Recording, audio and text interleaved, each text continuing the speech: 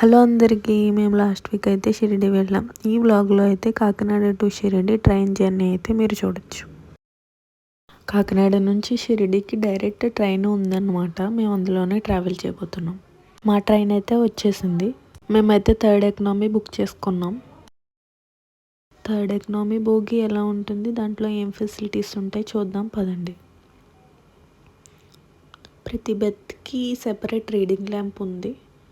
Charging port కూడా పక్కనే ఉంది, మీరు చూడొచ్చు. అండ్ ట్రైన్ అయితే సామర్లకోట వచ్చేసింది. మేము ట్రైన్ అయితే 5:15కి ఎక్కాం. ఇదే ఈరోజు మా టిఫిన్. విజయవాడ జంక్షన్కి అయితే వచ్చేసాం. ఇక్కడ నుంచి అసలు స్టోరీ స్టార్ట్ అయింది. విజయవాడ దాటిన తర్వాత మదిరా జంక్షన్లో మా ట్రైన్ అయితే ఆపేశారు. ఎందుకంటే దోర్నకల్ జంక్షన్ రైల్వే ట్రాక్ మీదకి వరద నీరు వచ్చేసింది. ట్రైన్ అయితే 4 hours వరకు ఆపేశారు. వర్షం అయితే అలా వస్తూనే ఉంది. సో మా ట్రైన్ అయితే రిటర్న్ విజయవాడ నుంచి గుంటూరు మీదుగా షిరిడీకి స్టార్ట్ అయింది. దోర్నకల్ జంక్షన్లో ట్రాక్ సిచ్యువేషన్ అయితే ఇది. చాలా ట్రైన్స్ అయితే ఆగిపోయాయి. అన్నీ ఒక్కొక్క దాన్ని పంపించి మా టర్న్ వచ్చే టైంకి 4 hours అయితే పట్టింది. చాలా ట్రైన్స్ క్యాన్సిల్ కూడా అయ్యాయి.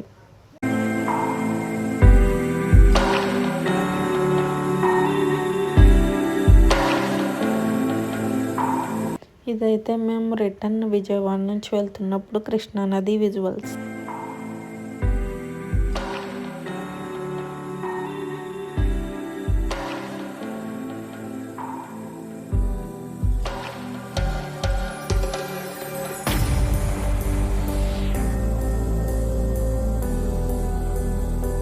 మా నెక్స్ట్ స్టాప్ అయితే పర్లి వైద్యనాథ్. ఇక్కడైతే మేము లంచ్ తీసుకున్నాం అన్నమాట.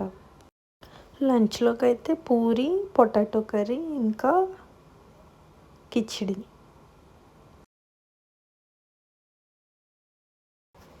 సో ఇక్కడైతే మసాలా వాటర్లో బంగాళదుంప వేసి ఇచ్చారనమాట మాకు. బాగుంది, టేస్ట్ బాగుంది, నిజంగానే బాగుంది.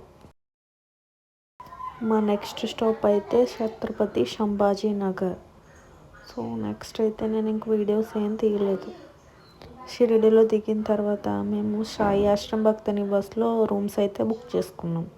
అక్కడికైతే వెళ్ళిపోయాం. మాకు జే బ్లాక్లో అయితే రూమ్ వచ్చింది. సో మేము వెళ్తున్నాం. బాయ్.